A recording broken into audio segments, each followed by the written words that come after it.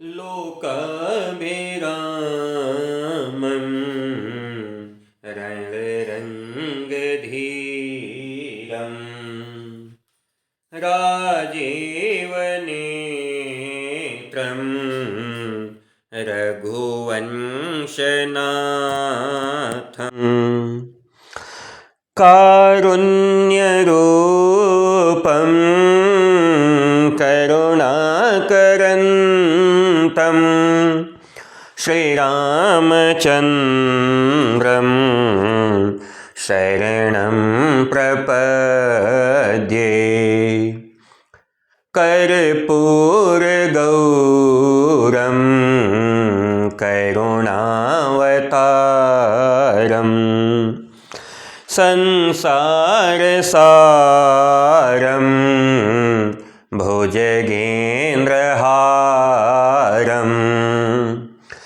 सदा वसन्तं हृदयारविन्दे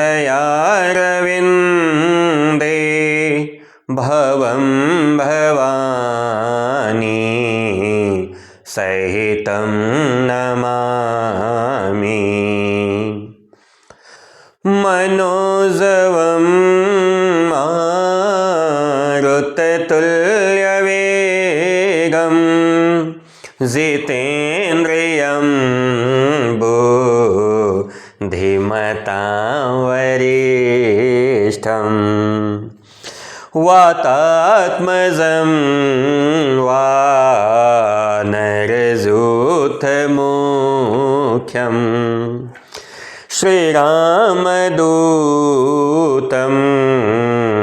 शरणं प्रपद्ये।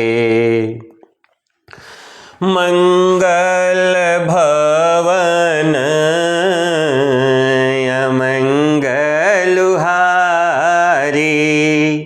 द्रवं सुदशरथ अजिर बिहारी। सीताराम चरण रति मोरे अनुदीन बढ़ाऊं अनुग्रह तोरे। जय वेद्यनाथ होय हित मोरा, जय वेद्यनाथ होय हित मोरा। करऊं सुबेगे दासु मैं तोरा। और अंत में बंदं गुरुपद पदुम परागा। बंदं गुरुपद पदुम परागा। सुरुचि सुबास सरस अनुरागा। बंदं गुरुपद पदुम परागा। श्री गुरुदेव भगवान के श्री चरणों में सादर नमन। समस्त श्रेष्ठ विद्वज्जन, शिक्षक, अभिभावक एवं प्राचार्य, आप सभी का सादर अभिवादन सहित स्वागत, अभिनंदन, वंदन। प्यारे प्यारे बच्चों, आप सभी को ढेरों आशीर्वाद। कैसे हैं सभी लोग? वेरी गुड मॉर्निंग एंड बी प्रोटॉन। आज का जो सेशन है प्रीमियर है, इस वजह से मैं कमेंट्स पे कोई काम नहीं कर सकता। फिर भी जितने प्यारे प्यारे बच्चे मेरे साथ जुड़े हुए हैं सभी के प्रति बहुत सारा आदर व्यक्त करता हूं, सभी का स्वागत करता हूं और सभी को एक साथ very very very very good morning. कभी भी जीवन में गुड इवनिंग के लिए जगह मत छोड़िएगा। जी हाँ, उत्तिष्ठतः जागृता प्राप्य वरान निबोधता। जीवन में हमेशा जगे रहिए और खास करके जब परीक्षा सर पे हो तो सोने की फुर्सत कहाँ। कितने लोग हैं जो सो ले रहे हैं आराम से 8-10 घंटा अभी भी? बचाया जाए, सोने के घंटे में थोड़ी कटौती की जाए। हाँ, थोड़ी सी कटौती अगर सोने के घंटे में कर लेंगे तो तैयारी के घंटे बढ़ जाएंगे, है ना। और हिंदी तो आप जानते ही हैं कितनी महत्वपूर्ण है हम लोगों के लिए। इसलिए आप सभी को ढेरों शुभकामनाएं देते हैं। सीधे चलते हैं अपने टॉपिक पे। आज का जो टॉपिक है, आज हम लोग आ चुके हैं डे 6 में, जो हम लोग रिवीजन बैच चला रहे हैं। यहां पे अब हम कोई नई काम नहीं करने वाले, कोई नई तैयारी नहीं करने वाले हैं। जो रिवीजन है, बस हम लोग रिवीजन को एक साथ लेके चल रहे हैं। आज जो हमारा टॉपिक है वो है श्रद्धा मनु जयशंकर प्रसाद का, और बादल राग किसका है? निराला। आइए स्वागत करते हैं। हम डिस्कशन करते हैं जयशंकर प्रसाद के। देखिए, मैंने आपको जब इंपॉर्टेंट छांट रहे होंगे तो इंपॉर्टेंट में आपको बताए होंगे जयशंकर प्रसाद, आप इसको इंपॉर्टेंट की ही श्रेणी में रखिएगा। जयशंकर प्रसाद का जीवन परिचय इंपॉर्टेंट है, आपके कहीं पे भी काम आ सकता है। ये 30/1 सन 1889 ईस्वी में आपका जन्म हुआ है। ध्यान दीजिए, जन्म कब हुआ है? 1889, 1889 यानी 1889 यानी 10 वर्ष के हुए होंगे, द्विवेदी युग चालू हो गया होगा, अर्थात शुद्ध साहित्यकृत खड़ी बोली व्यस्त परिमार्जित भाषा इनकी होगी। यह ध्यान रखिएगा, द्विवेदी युगीन है। लेकिन बात क्या है? छायावाद के प्रवर्तक है। छायावाद के प्रवर्तक, छायावाद के उन्नायक, छायावाद के प्रस्तावक, इन सभी जगहों पे जयशंकर प्रसाद का नाम आता है। छायावाद का अपना एक विशिष्ट स्थान है और एमसीक्यू में छायावाद पे बहुत सारे प्रश्न पूछे जाते हैं। तो ध्यान रखिएगा कि आपके जयशंकर प्रसाद जी यानी प्रसाद से लीजिएगा जयशंकर प्रसाद, पंत यानी सुमित्रा नंदन पंत, निराला यानी सूर्यकांत त्रिपाठी निराला, और वर्मा यानी महादेवी वर्मा, ये चारों के चारों आपके छायावादी कवि हैं। और सौभाग्य हम लोगों का कि हम लोग को चारों कवियों को एक साथ पढ़ना है अपने सिलेबस में। हम प्रसाद को पढ़ रहे हैं, फिर निराला को पढ़ेंगे, फिर नौका विहार सुमित्रानंद पंत को पढ़ेंगे, और फिर गीत पढ़ेंगे जाग तुझको दूर जाना महादेवी वर्मा का। इसलिए आपको बता दूं, छायावाद का अपने आप में बहुत विशिष्ट स्थान है। छायावाद के जो 4 प्रमुख स्तंभ हैं, चारों के चारों की रचनाएं हम लोगों को अपने सेशन में पढ़नी है। तो आइए एक बार फिर से आप सभी का स्वागत करते हैं। दूसरी बात कि ऐसे सभी बच्चे जो हमारे साथ जुड़े हुए हैं उनके प्रति बहुत बहुत सारी शुभकामनाएं व्यक्त करते हुए बताता हूं कि प्लीज सीरियस हो जाइए। 10 दिन और बचे हैं। 10 दिन कहां, उससे भी कम हो गए। आज 8 तारीख में हम लोग आ गए। 9, 10, 11, 12, 13, 14, 15 घड़ी की सुइयां टक टक करके उल्टी दिशा में चल पड़ी हैं। इसलिए सतर्क हो जाइए, समय बिल्कुल नहीं है। और इधर उधर की फालतू की बातें कमेंट में करने से बेहतर है सीधे फोकस रहिए अपने टॉपिक पे। यद्यपि ये द्विवेदी युगीन है लेकिन छायावादी हैं, अर्थात कल्पनाशीलता रचना धर्मिता में ये आ चुके हैं। जन्म स्थान इनका काशी है, शुभनी साहू के वैश्य परिवार में। हाँ, आइए, पिता जो है इनके देवी प्रसाद हैं। लेखन विधा काव्य भी है, नाटक भी है, उपन्यास भी है, निबंध भी है। भाषा संस्कृत निष्ठ खड़ी बोली, महावीर प्रसाद द्विवेदी से प्रेरित हैं। शैली प्रबंध काव्य और मुक्तक शैली में लिखते हैं। प्रमुख रचनाएं कामायनी, आंसू, लहर, झरना, चित्राधार, कानन कुसुम, प्रेम पथिक। मृत्यु कब हुई है? सन 1937 ईस्वी में। तो ध्यान रखिएगा दोस्तों, जयशंकर प्रसाद जी छायावाद के प्रवर्तक कवि हैं। इनकी प्रमुख रचनाएं हैं कामायनी, आंसू, लहर, झरना, चित्राधार, कानन कुसुम, प्रेम पथिक इत्यादि। इसके अलावा मैं आपको एक बहुत विशेष बात बता दूं कि अगर एमसीक्यू की तैयारी में आप लोग फोकस्ड हैं तो जन्मेजय का नाग यज्ञ जरूर तैयार कर लीजिएगा। कई बार जन्मेजय का नाग यज्ञ पूछ दिया जाता है। ध्रुव स्वामिनी इनके उत्कृष्ट नाटक हैं। इसके अलावा अजातशत्रु, चंद्रगुप्त और स्कंदगुप्त भी इनके अच्छे नाटकों में से हैं। तो जयशंकर प्रसाद के जो अच्छे नाटक हैं, चंद्रगुप्त है, स्कंदगुप्त है, अजातशत्रु है और ध्रुव स्वामिनी है, इन चारों नाटक को जरूर याद रखिएगा। कारण यह है कि ये चारों नाटक में से कोई न कोई एक एमसीक्यू में पूछ सकता है। ध्रुव स्वामिनी को तो विशेष रूप से याद रखिएगा, इसको भूलिएगा नहीं। इसके अलावा आपकी कामायनी है, आंसू है, झरना है, लहर है, ये सब के सब इनकी काव्य कृतियां हैं, इनको ध्यान पे रखिएगा। ये नहीं, दूसरी बात कि जन्मेजय का नाग यज्ञ यह इनकी एक विशेष पुस्तक है, इसलिए इनको जरूर याद रखिएगा। ये नाटक और काव्य दोनों का मिक्स है, इसलिए इसको जरूर ध्यान पे रखिएगा, इसको छोड़िएगा नहीं। अब आइए हम चलते हैं अपने सीधे सब्जेक्ट पे कि जो पद्यांशों पे आधारित उत्तर आते हैं। इनके में कुछ लोग कहेंगे कि जयशंकर प्रसाद कट गया है, तो ध्यान रखिएगा यह जो गीत खंड है ये कट गया है, ये हम लोग को इस वर्ष नहीं पढ़ना। लेकिन श्रद्धा मनु हमें पढ़ना है। श्रद्धा मनु हमारे लिए है, इसे पढ़ना है साहित्यिक हिंदी में भी और सामान्य हिंदी में भी। तो श्रद्धा मनु को हवा में न उड़ाइएगा, श्रद्धा मनु को पढ़ना है। अब आइए इस पर आधारित हम प्रश्न देखते हैं कि प्रश्न कौन कौन से हैं। और दूसरी बात, आज आप लोगों को आवाज अच्छी मिल रही होगी। कल जो हमने वायरलेस माइक ट्राई किया था वो आज मैंने ट्राई आउट कर दिया है।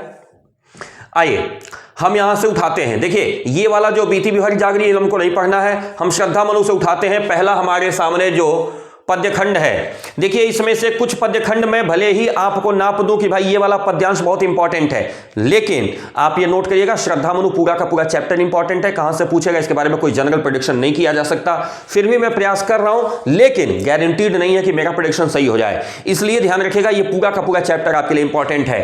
नील परिधान बीच सुकुमार खुल रहा मृदुल अधखुला अंग, खिला हो जो बिजली का फूल मेघ बन बीच गुलाबी अंग। ओह वह मुख पश्चिम के व्योम बीच जब घिरते हो घनश्याम, अरुण रवि मंडल उनको भेद दिखाई देता हो छविधाम। इंपॉर्टेंट, ध्यान रखिएगा इंपॉर्टेंट सेक्शन है ये। आइए फिर से एक बार देख लीजिएगा। नील परिधान बीच सुकुमार, श्रद्धा कैसी है? नीले रंग के वस्त्रों के बीच में सुकोमल दिखाई दे रही है, उसके मुलायम अधखुले अंग बहुत ही सुंदर दिख रहे हैं। श्रद्धा का रंग गोरा है, वस्त्र उसके कैसे हैं? नीले हैं। तो ऐसा लग रहा हो कि नीले रंग के वस्त्रों को इन्होंने मेघ मान लिया और उसके बीच में जो श्रद्धा के कोमल अंग हैं गोरे रंग के, उनको वह मान लिया बिजली का फूल। इन्होंने कहा खिला हो जो बिजली का फूल। यह बिजली का फूल किसके लिए है? अधखुला अंग के लिए प्रयोग हुआ है। कैसे? मेघ के बीच में गुलाबी रंग का बिजली का फूल, यानी बादलों के बीच में जैसे बिजली चमकती है वैसे ही नीले रंग के वस्त्रों में श्रद्धा चमक रही है। और फिर कहते हैं ओह वह मुख, उसके मुंह पे जो चमक है वो कैसी है? पश्चिम के व्योम की तरफ है। सूर्यास्त होते समय सूर्य की जो लालिमा होती है ना, वैसी ही उसके चेहरे पे सुंदर लालिमा हो। कैसी लालिमा? जैसे ऐसा लग रहा हो कि शाम के समय में जब बादल घिर जाते हों और उन बादल के बीच में लाल रंग के सूर्य की रश्मियां उनको भेद करके बाहर से निकल रही हों, तो जितना सुंदर दिखती हैं वैसी ही सुंदर श्रद्धा दिखाई दे रही है। अभी इस आधार पर जो प्रमुख प्रश्न है उनको देखेंगे। पाठ का शीर्षक और कवि का नाम लिखिए। तो पाठ का शीर्षक हम जानते हैं श्रद्धा मनु, कवि का नाम क्या है? जयशंकर प्रसाद।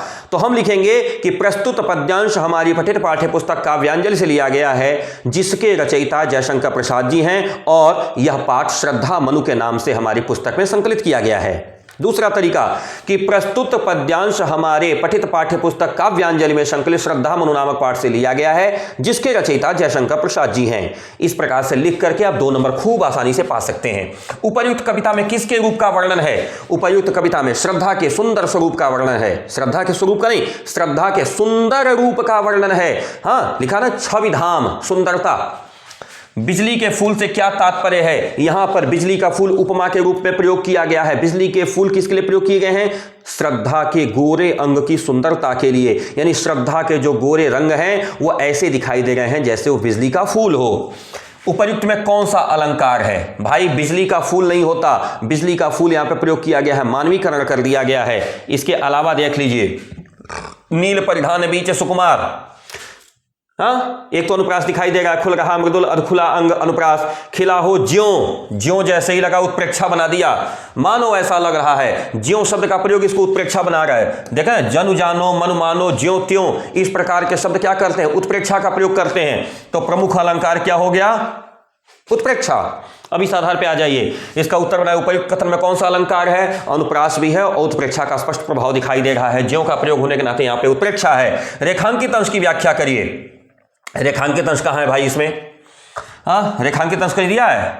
चलो कोई बात नहीं, छूट गया होगा हमने तो। अच्छा दिया है, एक मिनट रुक जाइए, दिया है, सॉरी मैं खुद ही ज़्यादा इतना रेखांकित कर दिया हूँ कि अब क्या बताऊँ आप लोगों को। हाँ इससे ज़्यादा तो मैं रेखांकित कर देता हूँ। ये दिया है मेघ बन बीच गुलाबी रंग। ऐसा लग रहा है कि बादलों के बीच में गुलाबी रंग का बिजली का फूल खिला हो, अर्थात कवि ने श्रद्धा के नीले रंग के वस्त्रों की तुलना आसमान की नीलापन से कर दिया है और श्रद्धा के गोरे अंगों की तुलना बिजली के फूल से कर दिया है। तो यहाँ पे इन्होंने पंक्ति प्रयोग की है कि जिस प्रकार से श्याम रंग के बादलों के बीच में से बिजली चमकती है, ठीक उसी प्रकार से नीले रंग के वस्त्रों के बीच से श्रद्धा के शरीर के अंग चमक रहे हैं। तो इस प्रकार से अगर उत्तर आएगा तो हम लोग कर लेंगे। बोलो भाई, कर लेंगे ना, कोई असुविधा तो नहीं होगी। दूसरा इंपॉर्टेंट सेक्शन देखिए, मैं इंपॉर्टेंट यहीं से क्लियर करता हूं कि जो पूछा गया है वो इंपॉर्टेंट है। आ जाओ, ये वाला लाइन, दुख की पिछली रजनी बीच बिकसता सुख का नवल प्रभात, एक पर्दा यह झीना नील छिपाए है जिसमें सुखगात, जिसे तुम समझे हो अभिशाप जगत की ज्वालाओं का मूल, ईश का वह रहस्य वरदान कभी मत जाओ इसको भूल। श्रद्धा समझा रही है मनु को कि हे मनु जी, हाँ, दुख की पिछली रजनी बीच विकसता सुख का नवल प्रभात। ये जो दुख है ना, ये एक रात्रि की तरह समाप्त हो जाएगा। इसके ठीक सामने सुंदर प्रभात दिखाई दे रहा है, ऊर्जावान सवेरा दिखाई दे रहा है, जिसमें केवल सुख ही सुख छिपे हुए हैं। एक पर्दा या झीना नील छिपाए है जिसमें सुगात। यह जो तुम्हारे सामने दुख दिखाई दे रहा है, ये झीना सा केवल नीला पर्दा है। यह सुख के बहुत सुंदर शरीर को छिपाए हुए है, अर्थात आगे यह जो दुख तुम्हारे सामने प्रस्फुटित है, जिसको देख करके तुम अवसाद में चले गए हो, जिसको देख करके तुम दुखी हो, जैसे ही यह दुख समाप्त होगा आगे केवल सुख ही सुख होगा। कहते हैं जिसे तुम समझे हो अभिशाप जगत की ज्वालाओं का मूल। हे मनु, जिसको तुम अपना दुख समझ सके हो, हे मनु जिसको तुम अपनी समस्या समझ बैठे हो, इस पूरे संसार की समस्याओं के केंद्र में जिसको मान रखे हो, देखो यह विधाता का ईश्वरीय वरदान है। ऐसा नहीं है, इसको तुम पार करोगे, इसके ठीक आगे केवल सुख ही सुख मिलेगा। तुम यह इसको मत भूलो, यह एक विधाता का वरदान है, यह ईश्वर की तरफ से दी गई कृपा है। उपर्युक्त पद्यांश के कवि एवं कविता का नाम लिखिए, वही वाला जो पीछे लिखे वही यहां फिर लिखेंगे। श्रद्धा किसके हताश मन को प्रेरणा दे रही है? तो श्रद्धा अवसादग्रस्त मनु के, मनु कैसा है? हतोत्साहित है ना, मनु कैसा है? डिप्रेस्ड है ना, मनु कैसा है? डिमोरलाइज्ड है ना। तो कहा अवसादग्रस्त मनु के हताश मन को प्रेरणा दे रही है। इस पद्यांश में किस प्रसंग का वर्णन है? इस पद्यांश में उस प्रसंग का वर्णन है कि जब मनु अपनी समस्याएं बता करके श्रद्धा के सामने इस बात के लिए अपने आप को हताश बता चुके हैं, स्थापित कर चुके हैं कि मैं अब कुछ नहीं कर सकता, मैं सारे प्रयास करके थक गया, लेकिन मैं इस संसार को नहीं बचा पाया। तो ऐसी स्थिति में श्रद्धा मनु को ऊर्जावान करने के लिए, मनु को प्रेरित करते हुए उपर्युक्त बातें कह रही है। समझ में आ रही बात ना? देख लीजिएगा, एक पर्दा यह झीना नील, इसमें कौन सा अलंकार है भाई? देखना, एक पर्दा यह झीना नील। तो देखो भाई, एक पर्दा यह झीना नील, यह एक पर्दा है झीना नील, यानी नीले रंग का हल्का पर्दा दिखाई दे रहा है। कौन सा अलंकार हो सकता है? सिवाय अनुप्रास के और तो कोई अलंकार हमको नहीं समझ में आ रहा। रेखांकित पंक्ति की व्याख्या करी, अभी हमने कहा हमने यहां से कर सकते हैं। दुख की पिछली गज विकसता सुख का नवल प्रभात। ये जो दुख की जो पिछली रात बीत रही है ना, इसके ठीक आगे सुख का नया सवेरा विकसित हो रहा है। तुम इस पर ध्यान दो, पीछे जो दुख बीत गई उस रात पर ध्यान मत दो। रेखांकित की व्याख्या, सुख का नवल प्रभात क्यों विकसता है? क्यों? क्योंकि पीछे दुख की रात्रि समाप्त हो रही है। जब दुख की रात्रि समाप्त होगी तो जो सुख आएगा वो प्रभात की तरह ही तो होगा। आप खुद सोचिए, अपने जीवन काल में जब रात्रि बीतती है तो जो सवेरा आता है वो प्रसन्नतादायक होता है कि नहीं होता है? आनंददायक होता है कि नहीं होता है? यदि होता है तो इसका सीधा सा मतलब है कि रात जब बीतती है तो सवेरा आता है। रात अवसाद का द्योतक होती है, सवेरा प्रसन्नता का द्योतक होता है। जब दुख रूपी रात समाप्त हो रही है तो जो सवेरा आएगा वो सवेरा सुख रूपी ही तो होगा, और क्या होगा? ठीक, चलो। दुख और सुख के बीच की दूरी को कवि ने किससे व्यक्त किया है? दुख और सुख के बीच की दूरी किससे है? एक पर्दा, नीले रंग का पर्दा। यह जो आसमान है ना, यह नीले रंग का पर्दा केवल सुख और दुख के बीच में की कड़ी है। जैसे ही यह नीला पर्दा छटेगा, तुरंत तुम्हारे सामने यह अंधेरा हट करके सुख का नया प्रभात आ जाएगा। दुख और सुख के बीच की दूरी, नवल प्रभात किसका प्रतीक है? सुख का प्रतीक है। फिर इसके बाद देखिए एक और ले लिया, एक तुम यह विस्तृत भूखंड प्रकृति वैभव से भरा अमंद, कर्म का भोग भोग का कर्म यही जड़ चेतन का आनंद, अकेले तुम कैसे असहाय यजन करते, तुच्छ विचार तपस्वी आकर्षण सी कर नहीं आत्मविस्तार। देखिए इसका यह बहुत इंपॉर्टेंट तो नहीं है, लेकिन जिन लोगों को भी यह चैप्टर पढ़ना है, सुनना है, समझना है, जैसे आज रात 8 बजे ये सेशन खत्म हो रहा है, 9 बजे खत्म हो जाएगा ना, 8 से 9 में, कल पूरा दिन आपके पास टाइम रहेगा ना, तो इसको रिवाइज कर लीजिएगा। रिवाइज कैसे करेंगे?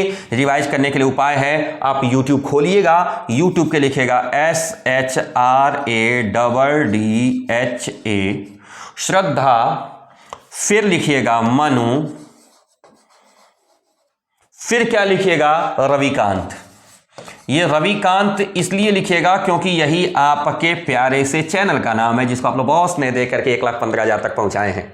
सही है ना? बस आपको ये लिख करके आपको सर्च कर देना है, ठीक है? जैसे इसको सर्च करेंगे तुरंत श्रद्धा मनु का वीडियो आ जाएगा। इस वीडियो को पूरा बैठ के देख लीजिएगा। क्यों देखिएगा? इसलिए नहीं कि मेरे व्यूज बढ़ेंगे, इसलिए देखिएगा क्योंकि यह चैप्टर इतना इंपॉर्टेंट है कि रविकांत त्रिपाठी इस पे बहुत ज़्यादा प्रेडिक्शन नहीं कर सकते कि क्या आएगा और क्या नहीं आएगा। आ भी सकता है, नहीं भी आ सकता है, और कहीं से भी आ सकता है। इसलिए पूरे पाठ की जानकारी होना हम लोग को आवश्यक है।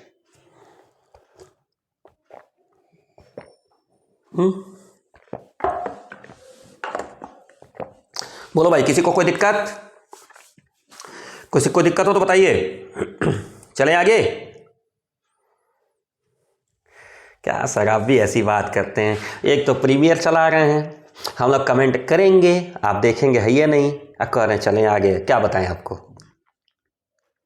एक बात बताएं, दिल के तार जब जुड़े होते हैं ना तो पता चल जाता है।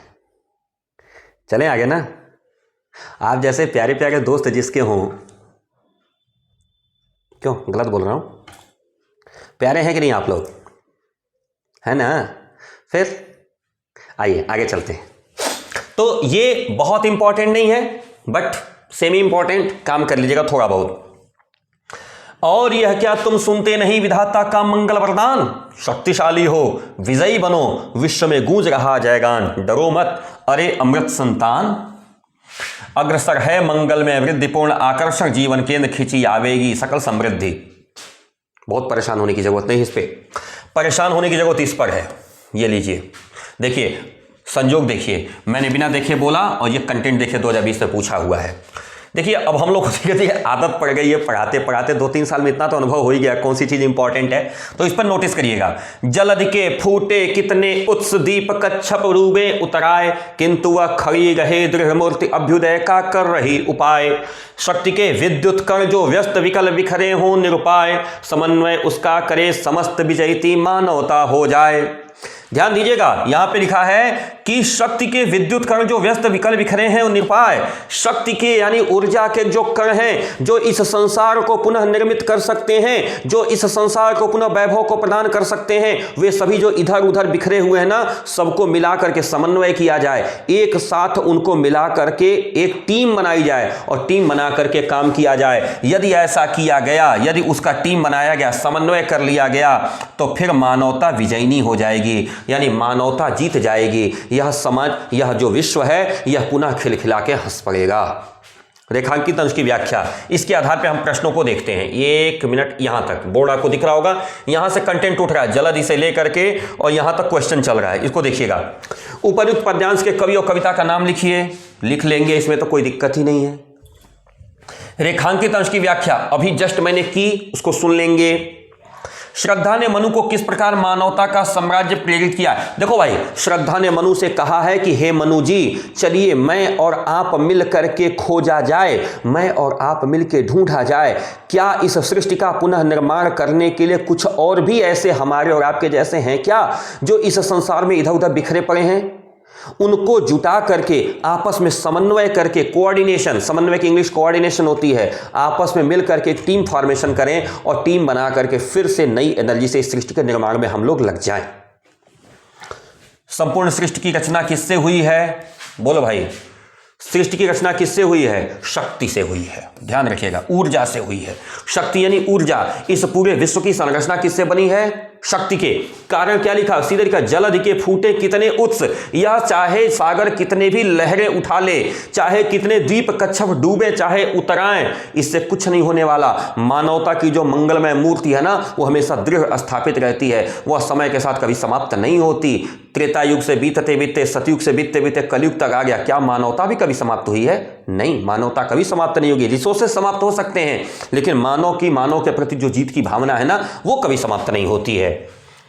श्रद्धा ने मनु को कौन सी बात बताई है? तो श्रद्धा ने मनु को सीधे सीधे बताया है कि देखो, रिसोर्सेज पे डिपेंडेंट रहने से बेहतर है कि हमें और आपको मिल करके रिसोर्सेज का कोऑर्डिनेशन करना होगा। यानी संसाधन हमको मिलेंगे तो हम काम करेंगे, इससे बेहतर है कि हम और तुम मिलकर संसाधन ढूंढें, उनको आपस में समन्वय यानी उनको एक साथ मिलावें, एक टीम बनावें और उनके भरोसे फिर हम लोग निर्माण कार्य में आगे लग जाएं। दृढ़ मूर्ति से आशय किसकी मूर्ति है? तो यहां दृढ़ मूर्ति से आशय इच्छा शक्ति से है। अपने हृदय के अंदर इसका विश्वास पैदा करना कि हां हम कर सकते हैं। वो लाइन है ना, हम होंगे कामयाब, हम होंगे कामयाब, हम होंगे कामयाब एक दिन, हो मन में है विश्वास, पूरा है विश्वास हम होंगे कामयाब एक दिन। ध्यान रखिएगा, हम होंगे कामयाब एक दिन, मन में है विश्वास, पूरा है विश्वास। इसी दृढ़ इच्छा शक्ति की बात कर रही है, यही दृढ़ मूर्ति की बात श्रद्धा कर रही है। उत्स और अभ्युदय शब्दों का अर्थ लिखिए तो उत्स का मतलब होता है लहरें और अभ्युदय का मतलब होता है उत्कर्ष, अभ्युदय का मतलब होता है प्रभाव का बढ़ना। उत्स मतलब लहरें और अभ्युदय का मतलब होता है उदय, प्रकाशित होना, आगे बढ़ना, विकसित होना। आप इसका अर्थ ऐसे लिख सकते हैं। द्वीप कच्छप में कौन सा अलंकार है? रूपक लगा है, द्वीप रूपी कच्छप। कच्छप यानी कछुआ, पानी में डूब सकता है, निकल सकता है। वैसे ही द्वीप यानी मिट्टी के जो बड़े बड़े द्वीप होते हैं, अगर पानी बढ़ जाएगा तो डूब जाएंगे, पानी कम हो जाएगा तो उतरा जाएंगे। तो द्वीप रूपी कच्छप चाहे डूबे चाहे उतराएं। तो यहां पे द्वीप कच्छप में कौन सा अलंकार लगा है? रूपक अलंकार लगा हुआ है। ठीक, क्योंकि समुद्र के लिए द्वीप क्या है? कछुए के समान छोटा सा ही तो है। अब समुद्र के अगर रेशियो में देखा जाए तो द्वीप के क्या है? वही है, जैसे नदी में कछुआ वैसे समुद्र में द्वीप। तो कहा द्वीप रूपी कच्छप, तो यहां पे द्वीप कच्छप में कौन सा अलंकार लगेगा? रूपक लगेगा। फिर लीजिए, समर्पण लो सेवा का सार, सजल संस्कृत का यह परिवार, आज से यह जीवन उत्सर्ग इसी पत्तल में विगत विकार। वनो संस्कृत के मूल रहस्य तुम्ही से फैलेगी वह बेल, विश्व भर सौरभ से भर जाए सुमन के खेलो सुंदर खेल। बहुत इंपॉर्टेंट नहीं है, ज्यादा इंपॉर्टेंसी अगर चाहिए होगा, अगर आपको लग रहा होगा तो प्लीज आप हमारा वीडियो देख लीजिएगा, वहां से आपको कंटेंट मिल जाएगा। अभी समय कम है इसलिए हम लोग स्पीड में भाग रहे हैं। तपस्वी क्यों हो इतने क्लांत? इंपॉर्टेंट, ध्यान रखिएगा, इंपॉर्टेंट, नोट कर लीजिएगा। तपस्वी क्यों हो इतने क्लांत, वेदना का यह कैसा वेग, आह तुम कितने अधिक हताश, बताओ ये कैसा उद्वेग। इसके आगे देखिएगा। अच्छा इतना ही है, चलिए। तपस्वी कितने दुखी क्यों हो, तुम्हारे अंदर यह वेदना इतना वेगवान क्यों दिखाई दे रही, तुम्हारे अंदर इतना कष्ट क्यों दिखाई दे रहा है, अरे तुम इतने अधिक हताश क्यों हो, बताओ ये तुम्हारे मन में कौन सी उथल पुथल चल रही है। लाइनों का आप समझ में आया? अभी रेखांकित अंश की व्याख्या पूछेगा तो क्या बोलेंगे? अरे तपस्वी इतने दुखी क्यों हो। श्रद्धा मनु से पूछ रही कि हे मनु जी, हे तपस्वी इतने दुखी क्यों हो, तुम्हारे मन में इतनी वेदना का वेग क्यों चल रहा है, क्यों तुम इतना ज्यादा ऐसा लग रहा है कि तुम बहुत ज्यादा घबराहट और बेचैनी में हो। आइए क्वेश्चन देखते हैं। तपस्वी शब्द किसके लिए कहा गया है? मनु जी के लिए कहा गया है। यह उद्बोधन किसके द्वारा व्यक्त किया गया है? श्रद्धा के द्वारा व्यक्त किया गया है। हताश और क्लांत, हताश का मतलब क्या होता है? अवसादग्रस्त, और क्लांत का मतलब दुखी, थका हुआ। कोई क्लांता कृषक ललना खेत में जो दिखावे, वहां पे भी क्लांत शब्द आया था ना, स्त्रीलिंग बनाने के लिए क्लांता कर दिया था, थकी हुई। तो यहां पे हताश का मतलब डिप्रेस्ड यानी अवसादग्रस्त, और क्लांत का मतलब हो गया दुखी। रेखांकित अंश की व्याख्या अभी अभी पीछे से करके आ रहे हैं। कविता का शीर्षक, कवि का नाम। डन? कोई दिक्कत? मुझे तो नहीं लग रहा कोई दिक्कत होनी चाहिए। होगी तो देखा जाएगा। कहाँ होगी दिक्कत? क्यों होगी दिक्कत? रविकांत सर के रहते दिक्कत हो जाए और हमारे जैसे रविकांत सर के चेले और हम लोग दिक्कत में पड़ जाए तो कैसे काम बनेगा? दुनिया क्या कहेगी हम लोगों को? नहीं पड़ेंगे दिक्कत में? बोलो भाई, पढ़ेंगे? पढ़िएगा भी नहीं। ये इंपॉर्टेंट लीजिए। फिर ये इसकी अपेक्षा कहीं ज्यादा इंपॉर्टेंट है। कौन हो तुम वसंत के दूत, विरस पतझड़ में अति सुकुमार, घन तिमिर में चपला की रेख, तपन में शीतल मंद बयार। लगा कहने आगंतुक व्यक्ति, मिटाता उत्कंठा सविशेष, दे रहा हो कोकिल सानंद सुमन को जो मधुमेह संदेश। वसंत का दूत कौन है? श्रद्धा है। क्यों? दो कारण, तीन कारण समझ लीजिए। एक तो श्रद्धा स्त्री है इसलिए सुंदरता उसके पास स्वाभाविक रूप से है। दूसरी कोमलता है उसके अंदर। अभी पीछे हमने पढ़ा है क्या? खुल रहा क्या था? नील परिधान बीच सुकुमार, खिल रहा मधुल अधखुला अंग। याद है ना? इस आधार पर देखिएगा बसंत का दूत कौन है? श्रद्धा। घन तिमिर में चपला की रेख, विरस पतझड़ में अति सुकुमार। विरस पतझड़, रसहीन पतझड़, सूखा पतझड़ में अत्यंत ही सुकोमल और घने अंधकार के बीच में बिजली की रेखा की तरह कौन आई है? श्रद्धा आई है। तपन में शीतल मंद बयार, चारों तरफ गर्मी है उसमें शीतल मंद बयार की तरह कौन आया है? श्रद्धा आई है। लगा कहने आगंतुक व्यक्ति, मिटाता उत्कंठा सविशेष, दे रहा हो कोकिल सानंद सुमन को जो मधुमेह संदेश। आगंतुक व्यक्ति जो आया है, श्रद्धा जो चल के आई है, आगंतुक व्यक्ति श्रद्धा के लिए प्रयोग हुआ है। मनु की उत्कंठा को मिटाता हुआ ऐसे बोला जैसे मानो कोयल बोल पड़ी हो। श्रद्धा की आवाज में इतनी मिठास है, श्रद्धा की आवाज में इतनी मधुरता है, मानो ऐसा लग रहा है कि कोई कोयल बोल पड़ी हो। आइए, पाठ का शीर्षक, कवि का नाम। आगंतुक व्यक्ति से किसकी ओर संकेत किया गया है, रेखांकित अंश की व्याख्या करिए, पद्यांश में किस पात्र की उत्कंठा मिटाने की बात कही गई है, पद्यांश में किन पात्रों के बीच संवाद हो रहा है। एक को प्रश्न ऐसा नहीं है जो मुझे बताना पड़े, सब तो आप लोग कर लेंगे। और मजे की बात देख लीजिए, इंपॉर्टेंट। समझ में आई बात? कोई असुविधा हो तो बताओ भाई। हाँ, पाठ का शीर्षक कवि का नाम, कोई असुविधा होगी? आगंतुक व्यक्ति किसकी ओर संकेत किया गया? श्रद्धा की ओर। रेखांकित अंश की व्याख्या अभी अभी हमने पीछे की। पद्यांश में किस पात्र की उत्कंठा, मनु की उत्कंठा मिटाने की बात कही गई है। और किस किस के भी संवाद हो रहा है? श्रद्धा और मनु के भी संवाद हो रहा है। कितना आसान है यार, मतलब हमको लगता है 5 मिनट में 10 नंबर हमारे हाथ में आ जाएंगे। 5 मिनट ज्यादा बोल रहा हूं, और कम में 10 नंबर हमारे हाथ में आ जाएंगे फटाक से। ये भी इंपॉर्टेंट ही ले लीजिएगा। घिर रहे थे घुंघराले बाल अंश अवलंबित मुख के पास, नील घन सावक से सुकुमार सुधा भरने को विदु के पास, और मुख पर वह मृदु मुस्कान रक्त की सलय पर ले विश्राम, अरुण की एक किरण अम्लान अधिक अलसाई हो अभिराम। शब्द देखिएगा, घुंघराले बाल घिल रहे थे, कैसे? कंधे पर आके स्थिर हो जा रहे थे। अंश अवलंबित, कंधे पर आके आलंब ले रहे थे, यानी कंधे तक घुंघराले बाल थे। मुख के पास भी कैसा लग रहा था? जैसे नीले बादल के छोटे छोटे सुकोमल से बच्चे अमृत का घड़ा भरने के लिए चंद्रमा रूपी मुख के पास आए हों। बाल जो लटके हुए श्रद्धा के कैसे हैं? नीले नीले बादलों के बच्चे हैं, श्यामल रंग के बादलों के छोटे छोटे बच्चे। घुंघराले बाल है ना, वो घुंघराले बाल कैसे लगे? जैसे बादल के बच्चे हों। अमृत का घड़ा, सुधा भरने को विधु, चंद्रमा, श्रद्धा का मुंह चंद्रमा के समान सुंदर है, तो सुधा भरने को यानी अमृत के घड़े में अमृत भरने के लिए चंद्रमा के पास आए हों। और मुख पे वो मुस्कान, और श्रद्धा के मुंह पे वो सुंदर मुस्कुराहट है। आहा, क्या सुंदर मुस्कुराहट है। वह मुस्कुराहट ऐसा लग रहा है कि लाल लाल कोपल पे विश्राम ले रही हो।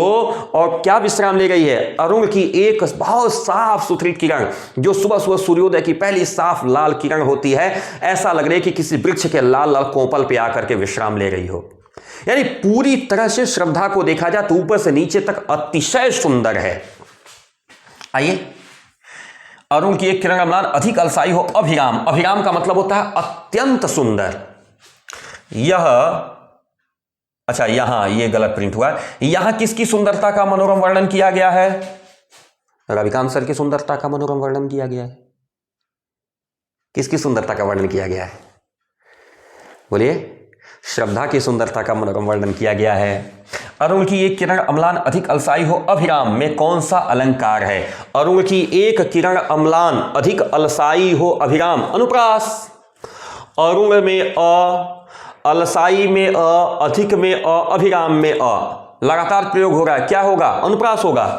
अम्लान तथा अभिराम शब्दों का अर्थ स्पष्ट करिए। अम्लान का मतलब हो गया साफ सुथरा स्वच्छ, और अभिराम का मतलब हो गया सुंदर।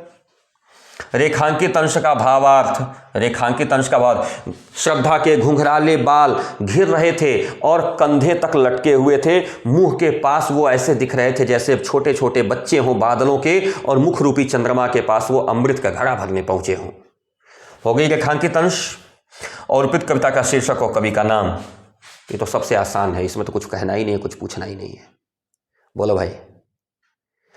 अगर जितना मैंने बताया इतना तैयार हो गया तो मैं आपको बड़े विश्वास के साथ बता रहा हूं कि श्रद्धा मनु का कंटेंट आपके पास अगर हो गया तो ये बहुत इंपॉर्टेंट चैप्टर है, कहीं से भी तुक्का भेड़ सकता है। दूसरी चीज कि ऐसे लोग जो अभी तक हिंदी नहीं पढ़े हैं, अभी आए हैं हिंदी पढ़ने के लिए, उनके लिए 1 मिनट में एक छोटी सी चीज बता दूं कि गूगल प्ले स्टोर पे आप जा सकते हैं, लेकिन ये सबके लिए बहुत ज़रूरत इसकी नहीं है। जिनको लगे ज़रूरत वही कर सकते हैं। गूगल प्ले स्टोर से आप अपना ऐप भी डाउनलोड कर सकते हैं, रविकांत मणि त्रिपाठी। जिस नाम से आपका यूट्यूब है उसी नाम से आपका ऐप भी है।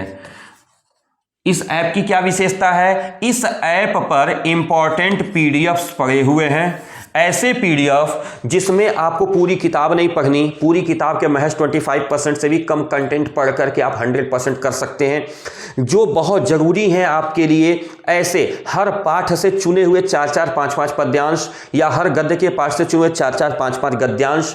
ऐसे ही संस्कृत में कौन से पाठ अति महत्वपूर्ण है, कौन से कम महत्वपूर्ण है, इस प्रकार के डिटेल्स वहाँ पे मिले हुए हैं। ये आप ले करके 300 रुपये में परचेज कर सकते हैं। मैं आपको बड़े विश्वास के साथ बता रहा हूं कि जिन लोगों की हिंदी की तैयारी अभी नहीं हुई है, इस पर जो कंटेंट है केवल इतना ही पढ़ लेंगे ना, तो आप कम से कम 80 नंबर 75 नंबर तक का कर ले जाएंगे, ये मेरा भरोसा है। और जो लोग ऐप लिए होंगे ना, वो बता दीजिए प्लीज कमेंट में कि मैं झूठ बोल रहा हूं सही बोल रहा हूं।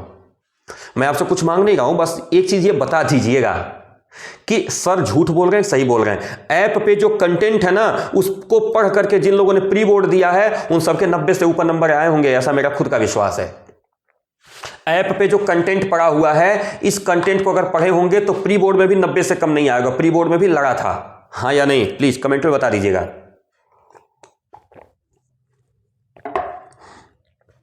तो ऐसे दोस्त जो हिंदी की अभी तैयारी नहीं कर पाए हैं, इमरजेंसी 1 हफ्ते के अंदर तैयारी करना चाहते हैं, वो इस ऐप को प्लीज परचेज कर लें, इससे आपका बहुत फायदा हो जाएगा, ये मेरा भरोसा ले लीजिएगा।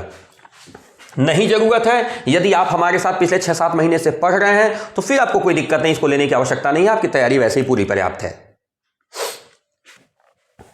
चलो अब आ जाइए, एक महत्वपूर्ण क्वेश्चन और जीवन परिचय से रिलेटेड, उसको हम लोग देख लिया जाए। तो देखो भाई, जीवन परिचय में भी नोट कर लेना, ये जो दूसरा क्वेश्चन यहां दिखा रहा है ना, जयशंकर प्रसाद का जीवन परिचय, ये देखिए 2016-2017, जयशंकर प्रसाद का जीवन परिचय 2016, 17, 19, 20 लगातार पूछा है।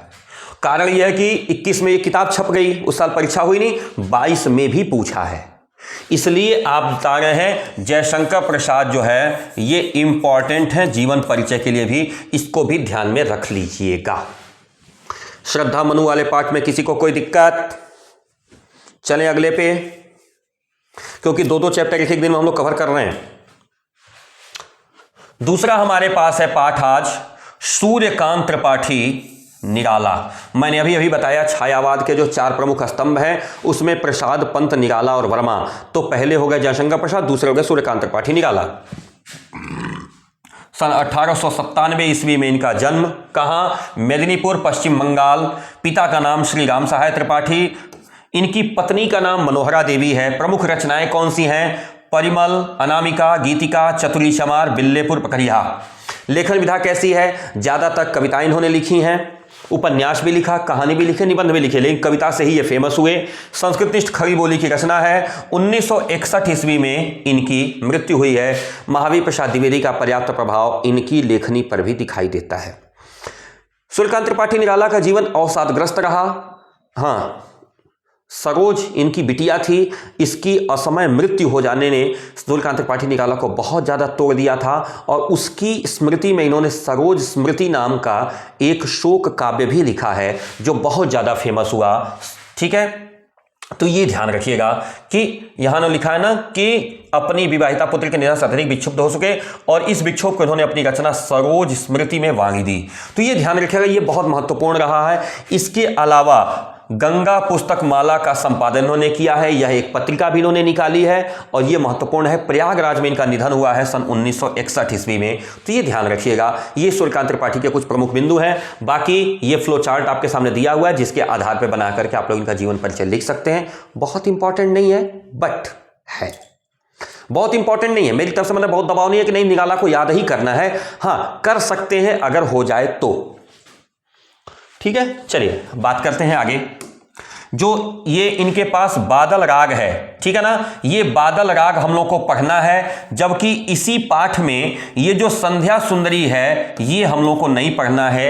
ये इस वर्ष 30% के सिलेबस में कट गया है, तो संध्या सुंदरी हम लोग को नहीं पढ़ना, लेकिन यह बादल राग हमको पढ़ना है। यह जो बादल राग है ये क्रांतिकी कविता है। शोषक वर्ग और शोषित वर्ग के बीच की जो खाई है उसको इन्होंने स्पष्ट करने का प्रयास इस बादल राग कविता के माध्यम से किया है। आइए इस पर आधारित कुछ प्रश्न होंगे, उनको हम लोग देख लेते हैं। ये सब कुछ नहीं, ये कुछ नहीं पढ़ना है, ठीक है, झंझट साफ है। आइए बादल राग, बादल राग में से एक हमारे सामने पद्यांश है, यद्यप बहुत इंपॉर्टेंट नहीं है। अरे वर्ष के हर्ष बरस तू बरस बरस रसधार, पार ले चल तू मुझको बहा दिखा मुझको बे निज गर्गन भैरव संसार, उथल पुथल कर हृदय मचा हलचल, चल रे चल मेरे पागल बादल, धंसता दल दल हंसता है नद खल खल, बहता कहता कुलकुल कलकल कलकल। पुरुष प्रकाश अलंकार, कुछ अनुप्रास अलंकार, मुक्तक छंद की काव्य रचना। उपयुक्त पद्यांश का संदर्भ लिखिए। तो प्रस्तुत पद्यांश हमारी पाठ्य पुस्तक काव्यांजलि के बादल राग नामक पाठ से उद्धृत है या लिया गया है या अवतरित है, जिसके कवि सूर्यकांत त्रिपाठी निराला है अथवा जिसके रचयिता सूर्यकांत त्रिपाठी निराला है। कल कल ध्वनि से कौन प्रभावित हो रहा है? तो देखिए भाई, कल कल हंसता है नद खल खल बहता कहता कुल कुल कल कल कल कल, यानी हृदय की जो भावनाएं हैं, हमारे हृदय में बाहर की दुनिया देखने की जो भावनाएं हैं, यह भावनाएं कल कल कुल कुल करके बह रही हैं। इसको हमारे कवि ने स्थान दिया है। इस पद्यांश में कवि ने किसका चित्रण किया है? इस पद्यांश में कवि ने बाल मन के सुंदर स्वरूप का चित्रण किया है, जो बादल के गर्जना से प्रसन्न होकर के बादल के साथ ही बाहर निकल जाना चाहता है और चाहता है कि बादल जिस गर्जन भैरव संसार में रहता है वो हमें भी देखने का अवसर प्राप्त हो। यानी एक मनुष्य के स्वाभाविक मन स्थिति का एक स्फूर्त चित्रण इन्होंने इस कविता के माध्यम से यहां पर किया है। प्रस्तुत पंक्तियों में बादलों का आह्वान करके किसकी प्रार्थना की है? तो देखो भाई, बादलों का आह्वान करके इन्होंने किसकी की है कि ऐसे बादल जो पूरे वर्ष भर हमेशा नहीं आते, कुछ निश्चित समय के लिए आते हैं, लेकिन उनके आने से चहुओर इस धरती पे पूरी तरह प्रसन्नता छा जाती है, जिनके बरसने से चारों तरफ खुशहाली छा जाती है, ऐसे बादलों से प्रार्थना करके जनजीवन को सामान्य बनाने का प्रयास इन्होंने किया है। प्रस्तुत पंक्तियों में रेखांकित पंक्ति की व्याख्या करिए। रेखांकित पंक्ति की व्याख्या अभी अभी हम लोगों ने किया, बहुत इंपॉर्टेंट नहीं है, बहुत टेंशन लेने की जरूरत नहीं है। बादल राग नहीं भी पढ़ेंगे तो काम चल जाएगा, कोई बहुत तुक्का थोड़ी की जरूरत नहीं है, कहीं लग गया तो ठीक है, अदरवाइज बादल राग से कभी क्वेश्चन पूछता नहीं है। भाई द वे कभी पूछ ही दे सकता है, इसलिए मैं पढ़ा इसलिए रहा हूं क्योंकि किताब में है, कल को ये ना कोई कहे कि नहीं सर आपने तो उसको पढ़ाया नहीं। बहुत इंपॉर्टेंट नहीं है, बहुत जबरदस्ती इसको पढ़ने की आवश्यकता नहीं है, नहीं भी पढ़ेंगे तो काम चल जाएगा। झूम झूम मृदु गरज गरज घन घोर, राग अमर अंबर में भर निज गोर, झर झर झर निर्झर गिर सर में घर तरु, मरु तरु मरमर सागर में, सरित तरित गति चकित पवन में, मन में विजन गहन कानन में, आनन आनन में रव घोर कठोर, राग अमर अंबर में भर निज गोर। हे बादल, अपनी जो ऊर्जा है इस संसार में भर दो, हे बादलों तुम्हारी जो ताकत है पूरे संसार को दिखा दो, ऐसा हमारा कवि कहना चाह रहा है। आइए, प्रस्तुत पद्यांश का शीर्षक, रचनाकार का नाम आपको पता है। रेखांकित अंश की व्याख्या, घर मरु तरु मरमर सागर में, सरित तरित गति चकित पवन में, अर्थात इस संपूर्ण विश्व में व्याप्त कर दो। क्या कहा? घर में, मरु माने रेगिस्तान, तरु माने पेड़, मरमर सागर। यहां पे मरमर शब्द क्या है? आवाज के लिए प्रयोग हुआ, ध्वन्यात्मक शब्द के रूप में प्रयोग हुआ है। यानी सागर की उठती गिरती लहरों में जो आवाज है, यानी सागर में, पेड़ों में, यानी जंगलों में। तरु शब्द किसका प्रतीक है? जंगल का प्रतीक है। जंगलों में, सागर में, मरुस्थल में और रिहायशी घरों में भी, नदियों में, सरित माने नदियां, तरित माने बिजली, गति चकित पवन में, यानी चारों तरफ की हवा में, यानी पूरे संसार में हे बादल तुम अपनी ऊर्जा शक्ति को लय कर दो, अपनी ऊर्जा शक्ति से सबको झंकृत कर दो। ये हो गई रेखांकित अंश की व्याख्या। अंबर में भर निज गोर किससे कहा गया है? बादलों से कहा गया है। अमर राग क्या क्या आशय है? बादलों की वह ऊर्जा शक्ति की भावना जो जनमानस पे पड़े तो उनको इतना प्रसन्न कर दे, इतना आह्लादित कर दे कि जीवन पर्यंत वो उसको कभी भूल ना पाए, वो अमर हो जाए। यानी बादलों के द्वारा दी गई प्रसन्नता हमारे हृदय में हमेशा के लिए जगह बना ले, इसीलिए यहाँ पे राग अमर का प्रयोग किया गया है।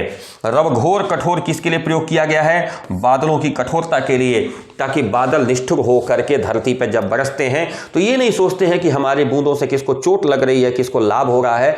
वो अपनी पूरी ऊर्जा, ताकत और क्षमता के साथ जब धरती पर बरसते हैं तो इसीलिए रव घोर कठोर प्रयोग किया गया है। रव का मतलब वैसे तो होता ही आवाज, यानी बादलों की जो गर्जना है, बादलों जैसे बादल जब बरसते तो गर्जना होती है ना, बादल से बादल टकराते हैं, तो बस उसी के लिए रव घोर कठोर शब्द का प्रयोग किया गया है। कोई असुविधा नहीं ना? कर लेंगे ना? गुड। आइए आगे देखते हैं, कुछ और है? संध्या सुंदरी मतलब ही नहीं है, कट गया, बात खत्म। और जहां तक बात करेंगे उसका क्या कहते हैं, जीवन परिचय वाला। देखिए, जीवन परिचय बहुत इंपॉर्टेंट नहीं है। सूर्यकांत त्रिपाठी निराला का जीवन परिचय 2016 में एक बार पूछा है, बहुत ज्यादा पूछता उछता नहीं है। Rarest of the rare case. गायब हो गया हमको लगता है, रुक जाइए एक मिनट, फिर से पीडीएफ खोल के देख लेता हूँ। कभी कभी कुछ पीडीएफ में इशू आ जाता है थोड़ा बहुत, ठीक है। तो देखिए, बादल राग वाला जो चैप्टर सूर्यकांत त्रिपाठी निकाला ना, बहुत इंपॉर्टेंट नहीं है, उस पर बहुत फोकस होने की आवश्यकता नहीं। मैं बार बार कह रहा हूं, जो लोग भी रिवीजन कर रहे हैं मेरे साथ, जयशंकर प्रसाद का श्रद्धा मनु, इसको थॉरली रीड करिएगा, जबकि जो दूसरा वाला है उसको बहुत उस पर फोकस होने की आवश्यकता नहीं है। ओके, जी, तो ये जयशंकर प्रसाद महत्वपूर्ण है। जहां तक ये सूर्यकांत त्रिपाठी निराला का, तो ये बहुत महत्वपूर्ण नहीं है, इनके लिए बहुत परेशान होने की आवश्यकता नहीं है। देखिए 2016, 17, 19 पूछा गया है, ऐसा नहीं कि नहीं पूछा गया है, लेकिन बहुत इंपॉर्टेंट नहीं है। सपोर्ट में इनके कोई ना कोई दूसरा तो होगा ही। तो आप जयशंकर प्रसाद का याद कर लीजिएगा और उधर मैथिली गुप्त का याद कर लीजिएगा, महादेवी वर्मा का याद कर लीजिएगा, आपका काम बन जाएगा। एक रामधारी सिंह दिनकर का याद कर लीजिएगा, उधर अयोध्या उपाध्याय, 4-5 याद कर लेंगे तो आपका काम चल जाएगा।